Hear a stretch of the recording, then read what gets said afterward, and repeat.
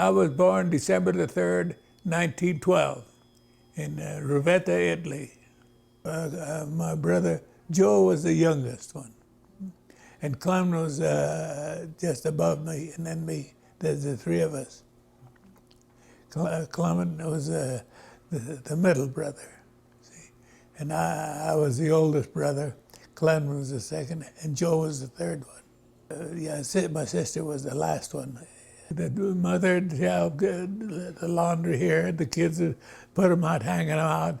They all worked together, a unit of units. We got along good. We didn't have much trouble. And not as far as among the families and stuff. I didn't even know my own name when I went to school. It was nothing but a damn dirty dago. Mm-hmm. See? Mm-hmm. And we fought, all them dirty dagos. Well, I got so that as an insult. Well, the insult turns into use of a fist. And then I defended myself pretty good. Then I got along with a lot of the kids that are superior. We were nothing but assholes. I'm not ashamed to admit to it. They didn't think much of us, you know, dirty dagos and all that. But we got along good. And some of them that were so bitter against us turned to be our best friends. So you're not coming from a long line of coal miners. This was something new. No, I never even seen a coal mine for a long time. What my dad showed me there, that's all. I never was even inside of a mine until my dad took over that. Shield used to own the mine. Mm-hmm. Well, and he sold it to my dad for practically nothing, and then Dad built everything, the blocks, you know, for ventilation. That was a good stonemason. He could do that. He took good care of the ventilation. I made the fan for the mine. For ventilation. But that was a poor setup because I didn't understand it too well. And then later on, with the help of experienced fellows, I learned how they made these things for them. But I did nothing but welding at that time, see.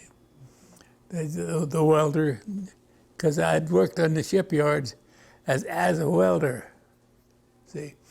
And then I learned the welding pretty good. Mm-hmm. But I got hurt a lot of times. Working around with welding, I would chuck an iron that fell down and squashed his hand. In fact, it's all limbered right now. It's hard to, but it never bothered me. I go like that. You know, this finger here is dead to that. Now this is entirely lost part of that, see? And this is all crooked. They're unusable. What I build is what my dad wanted, the way my dad had. All I done is the welding, the cutting, and the shaping of the thing. And then Dad would tell me how to put it together. But my father was more of an instructor than he was he was a good instructor. He taught me how to do those things. And then he taught me how to take care of coal when it's at the face, and when it was drilling the coal and stuff. At the Greek mine, I was put there to pick the bony, the rock out of the coal. But I couldn't tell the difference between a black coal or black rock. And it took quite a while to learn which is which. And I finally learned it more by weight than it was by color. So I managed to slow but sure, I managed to learn which was the coal and which was the rock. But as far as being a genius at anything, I never was anything. All hand can, just shovel by hand. And drilling by hand, drill the coal by hand, and then they mechanized that. They put power to run the drills, to drill the coal. And on that, I didn't do much of that. They'd hire fellows that knew all about that. I was more in the dark than I was in the bright. I had a hard time learning whatever they.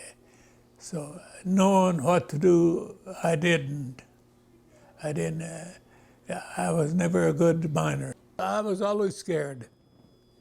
The mine, especially at the face. I was always that a chunk could fall out. But it got so it didn't bother me anymore. I'd buy by the way the coal fell. Then when you learn how the coal falls and how it measures itself from rock to coal, it was then once I learned the difference, it was an easy thing. We'd always try to be there by 5. And then the coal would still come down, and then you'd try to pick the rock out. But that was quite a chore for me. What kind of wages did you get when you worked in the mine? It depended. What was you doing? Sometimes when I was working, just a regular 3.50 a day, something like that. Yeah, there was nothing to brag about. Nothing. You wouldn't get rich working in a mine. Were there any safety regulations that you had to follow? Oh yes. There was. You couldn't use different tools.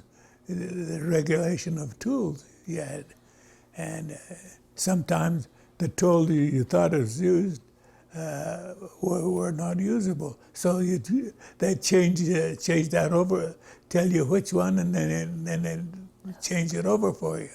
Work with fellows that work with it, then you won't get hurt. Listen to them. If you got a good supervisor, you're safe. The supervisor will help you all the time.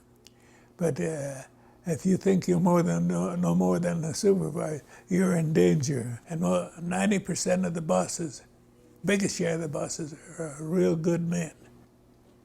Oh yeah, the mine inspectors come in and they'd help you out. Some of the mine inspectors were pretty good. Instead of criticizing you, they'd help you. And that was the biggest gain I had, is the mine inspectors that came in to tell you just how to do it. And I learned more by being taught by the man that knew than the ones that are trying to brag how much you do. Mm-hmm. There's a lot of those men that comes in there that they were inspectors. Their bigness was bigger than their body. And their knowledge, bigger than their body. And it was hard to learn because I couldn't understand English. Best dog we had was a Doberman. He was more of a watchdog than anything going. The inspector hated the dog. And the dog, he'd take his cane and try to scare the dog away with his cane. Well, the dog one day, when the dog inspector come and waved out there, the dog grabbed the cane and took it away from him, and it scared the inspectors.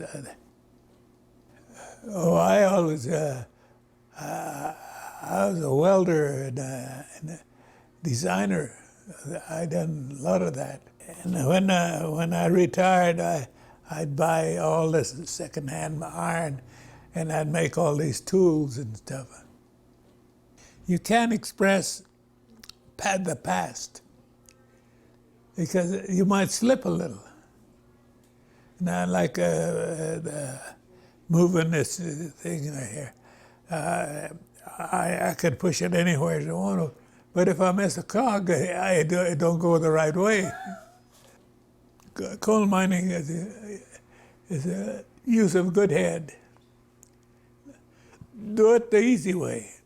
Don't think that you know it all. Learn to do it and do it right.